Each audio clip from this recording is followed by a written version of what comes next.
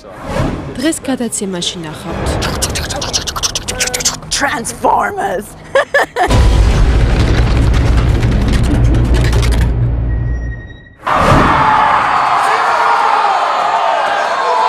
It's very important. They're going to take you.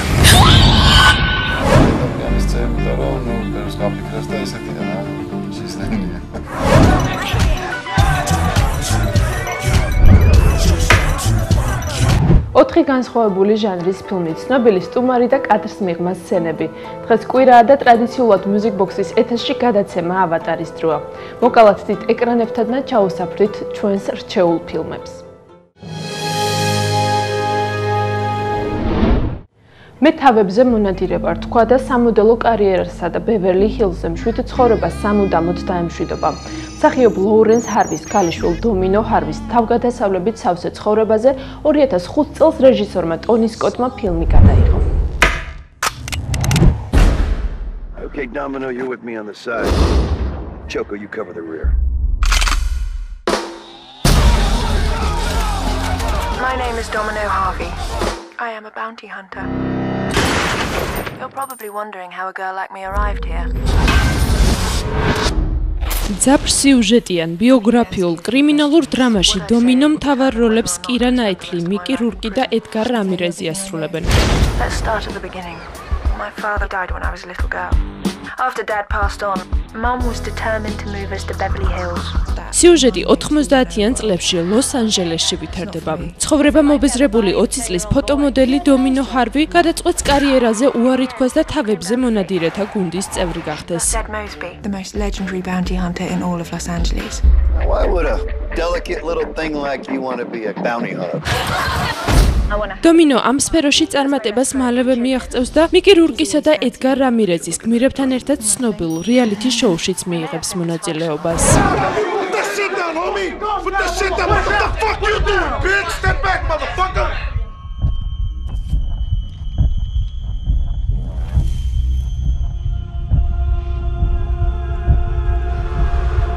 The fuck you want?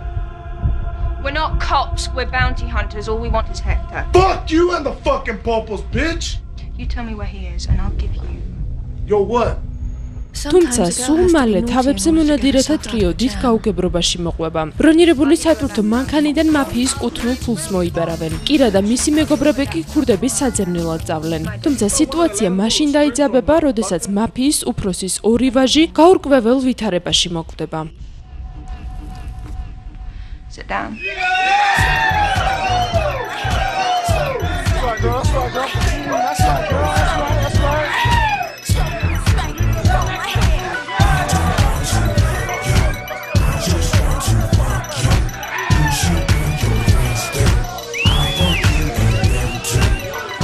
ფილმის განმავლობაში თავებზე მონადირეთა გუნდი ცდილობს არსებულ კრიმინალურ გაუგებრობას თავი დააღწიოს. წესების მიხედვით იმოქმედოს და არავითარ შემთხვევაში არ შეეწინააღმდეგოს კანონს.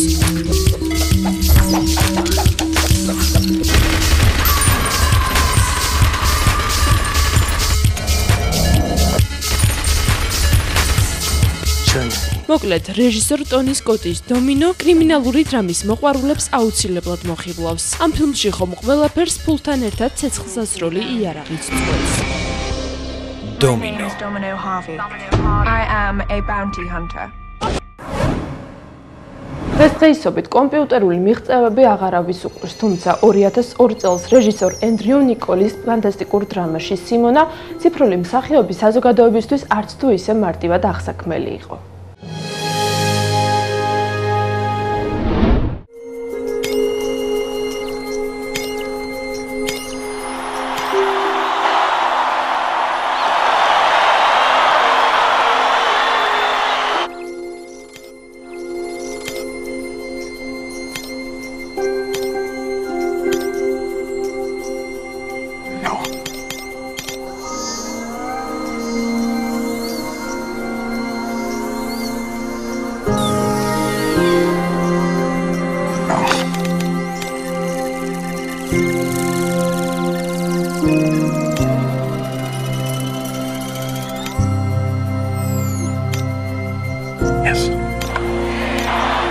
It's easier to make 100,000 believe. just one.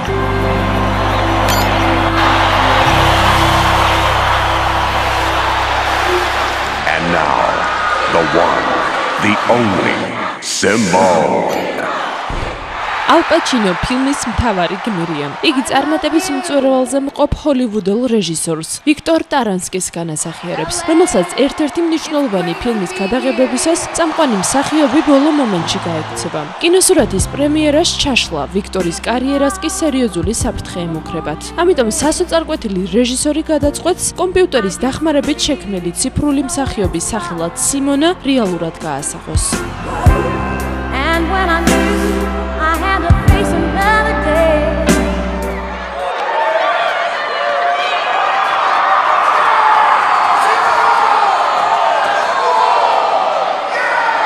ვიქტორის ჩანაფიქრი მართლაც გაამართლებს. მსახიობი და ამავდროულად მომღერალი სიმონა საზოგადოების მოწონებას მალევე დაიმსახურებს და ყველაზე მოთხოვნად ვარსკვლავად იქცევა.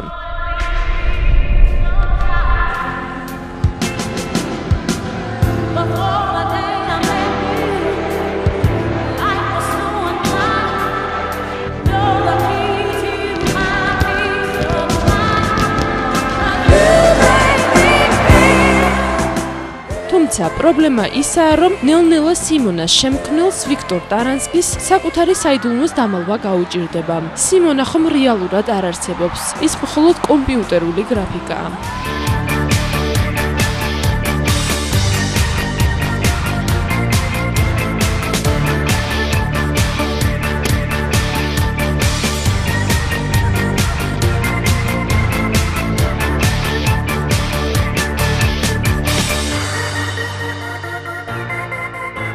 საზოგადოების წინაშე სიმართლის აღიარება არც თუ ისე მარტივია. წარმატების მწვერვალზე მყოფი ვიქტორი ვერ ბედავს საკუთარ თავსა და გარემოცვას ტყუილში გამოუტყდეს.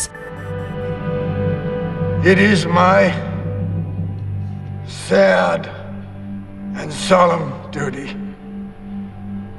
to announce the tragic passing of Simone.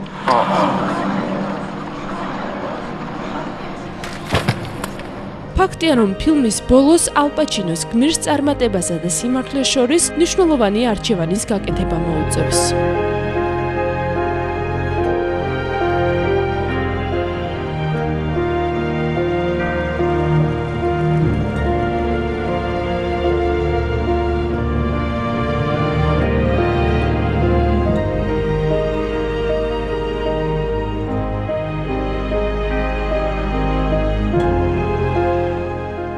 Simona.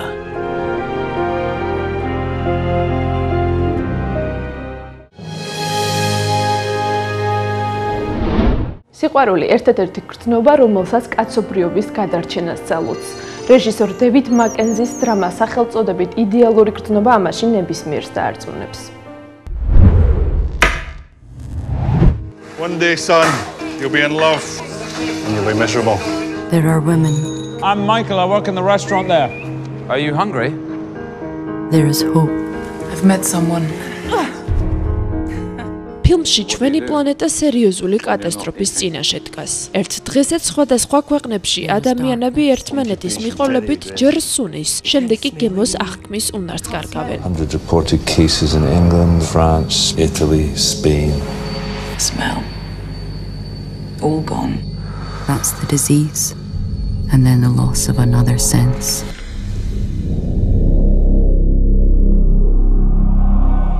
სწორედ ასეთ ქაოსურ სიტუაციაში, როცა დედამიწის თითოეულ წერტილში ადამიანები საკმაოდ უცნაურ ეპიდემიას ებრძვიან, მეცნიერი სუზანი და მზარეული მაიკლი გადაწყვეტენ ერთმანეთს დაუახლოვდნენ.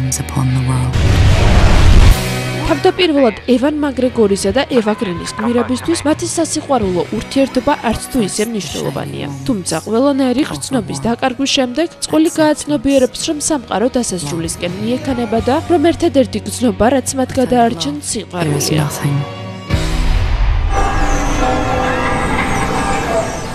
დრო გადის და ეპიდემიის შეჩერება სულ უფრო წარმოუდგენელია. სუზანისთვის და მაიკლისთვის კი ყველაფერი ნათელი ხდება. მათ ერთმანეთის გარეშე ცხოვრება აღარ შეუძლიათ. მაგრამ რა მოხდება მაშინ, როდესაც ისინი ყველანაირი გრძნობის გარეშე დარჩებიან? Let's have them.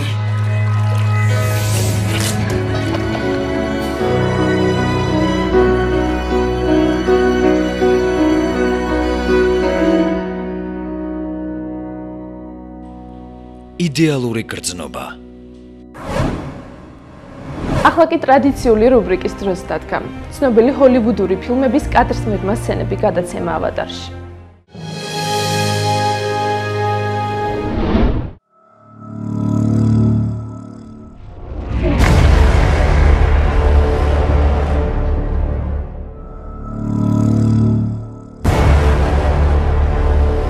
რეჟისორ მაიკლ ბეის ფანტასტიკური ექშენი ტრანსფორმერები პირველად მსოფლიო კინოეკრანებზე 2007 წელს გამოჩნდა და მიუხედავად დიდი კრიტიკისა წარმატებასაც მალევე მიაღწია.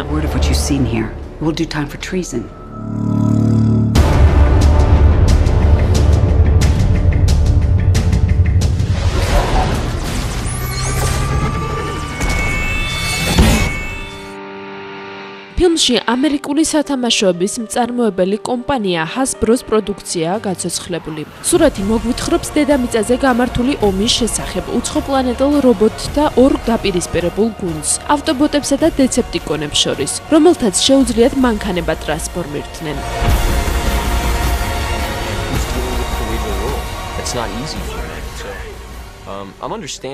კინოსურათის მთავარმა პროდიუსერებმა ამ პროექტზე მუშაობა 2003 წელს დაიწყეს. ცოტა ხანში მათ გუნდს სტივენ სპილბერგი შეუერთდა და სულ მალე ტრანსფორმერების მასშტაბური გადაღებებიც დაიწყო.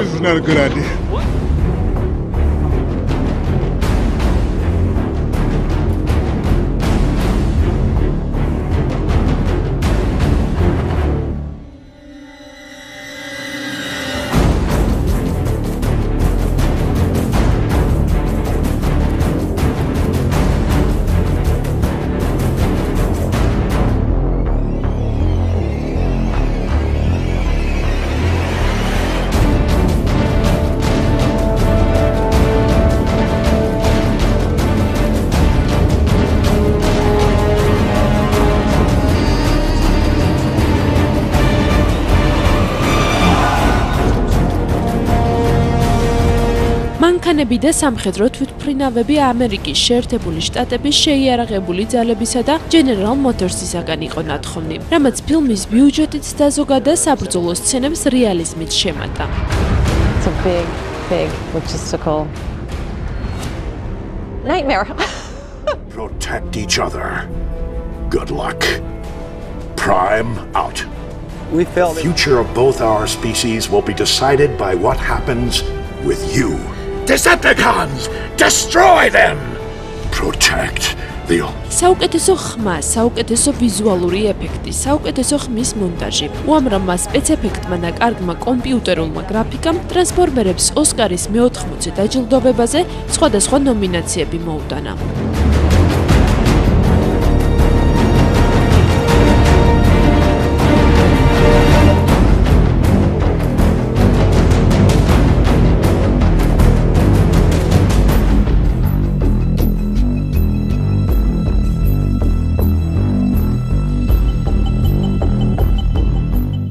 From now, they're gonna ask, where were you when they took over the planet?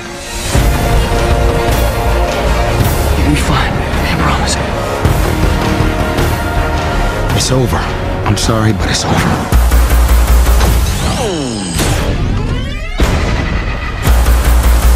Optimus!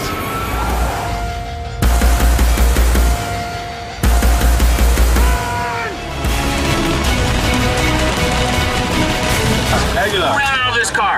First of all, you f***ed up my car. But you get $100. I parked my car for 5 minutes! What's up with that?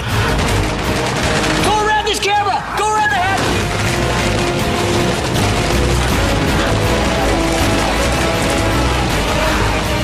That's so good! Awesome! Ready? Horse shit, take one. What's going on? Yeah. I'm actually taking a crap right here in the hay. It's actually... Ready, hat, action! When we pop orange smoke... I go like that. Can't get over here. See how calm he is? Because he relates better to animals. And you... Look at that. That's a good-looking donkey. 2, 1, go! Come on! Come on! Into me!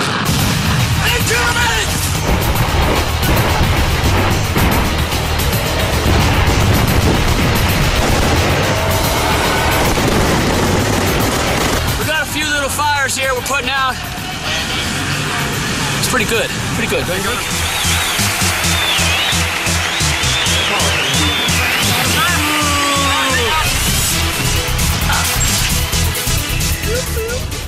ალბათ ასეთმა წარმატებამ შთააგონა ფილმის ავტორებს, რომ 2009 წელს მეორე, 2011-ში კი ტრანსფორმერების მესამე ნაწილი გადაიღოთ. You lied to us. You've made a grave mistake.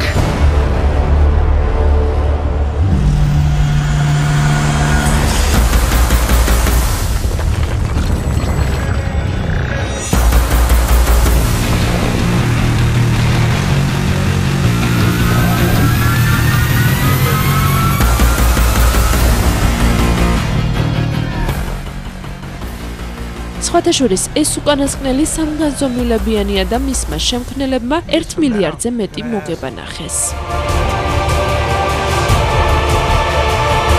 Transformers The Ride 3D is now officially open. The interaction.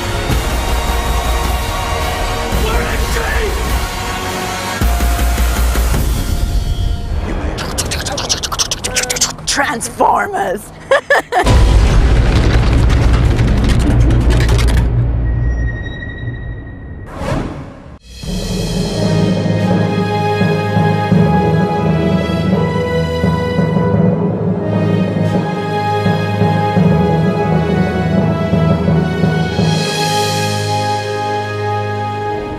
ცნობილი ქართველი რეჟისორი ზურა მენთეშაშვილი უპირატესობას ჰოლივუდურ თანამედროვე ფილმებს ანიჭებს. ზურამ გადაცემა ავატარს საკუთარი 3 გამორჩეულად საყვარელი ფილმი დაუსახელა.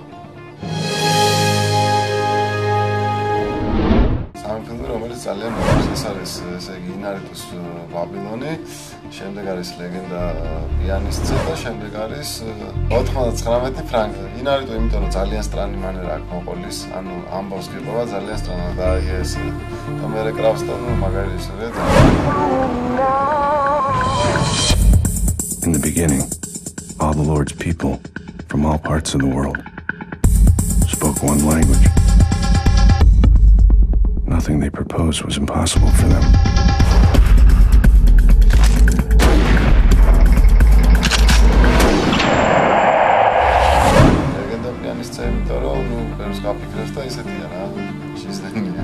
Բայց ძალიან მომწონს თვითონ ის მუსიკა, რაც იმ ფილმში დევს, იმიტომ რომ მე ვთვლი რომ გენიალური არის და სხვადასხვა მუსიკას ყველაზე მეტად შეუძლია ადამიანის სული შეძლოს.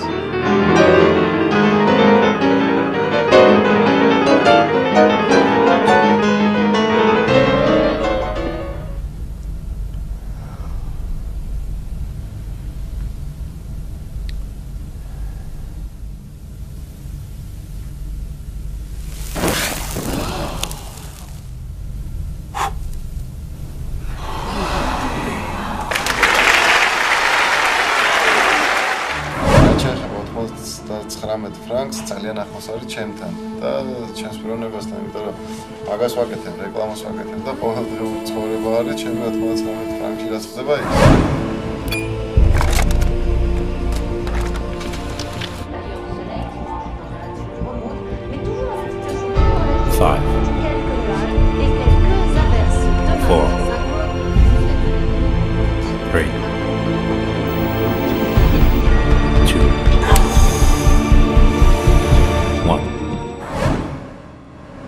ჩვენი გადაცემის დამთავრებისთანავე Music Box-ის ეთერში რეჟისორ პიერ მორელის მძევალი გავა. სიუჟეტი ყოფილი ჯაშუშის გარშემო ვითარდება, რომელიც საკუთარი ქალიშვილის სიცოცხლის გადასარჩენად კრიმინალებს შეებრძოლება. Dad! Oh my darling. Happy birthday. Dad, guess what? You know my friend Amanda? Liam Neesonis გმირი ყოფილი აგენტია, რომელიც ერთადერთ ქალიშვილთან დაახლოების მიზნით სამსახურს თავს ანებებს. 17 წლის კიმიკი გადაწყვეტს სკოლის დამთავრება პარიზში მოგზაურობით აღნიშნოს. ეს აზრი გოგონას მშობლებს არც თუ ისე მოხიბლავს, თუმცა დიდი ხვეწნამუდარის შემდეგ კიმი და მისი უახლოესი მეგობარი ამანდა საფრანგეთის დედაქალაქის მოსანახულებლად მაინც გაემგზავრებიან.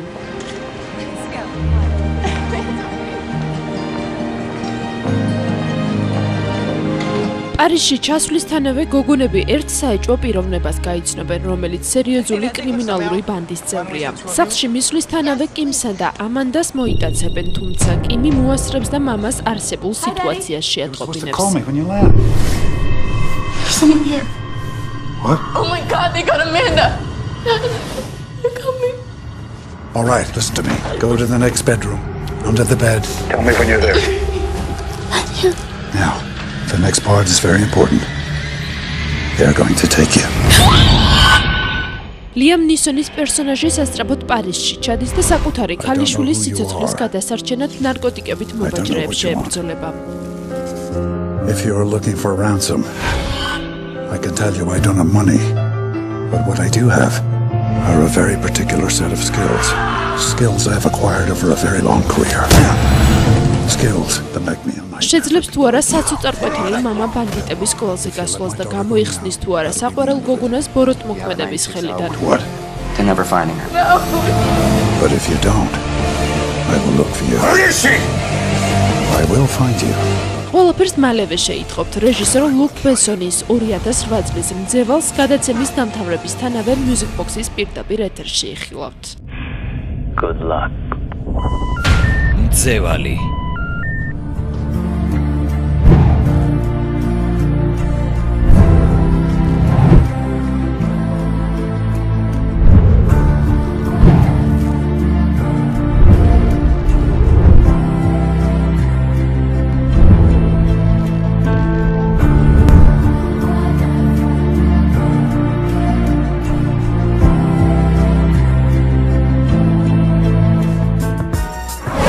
შემდეგ გადაცემაში ნახავთ. It's been 2 years. ფილმი რაც არის ეს არის ბინდი. რატომ მომწონს? იმიტომ რომ უყურე 200 ჯერ ჩემი შვილის გამო და უკვე უნდა მომწონდეს.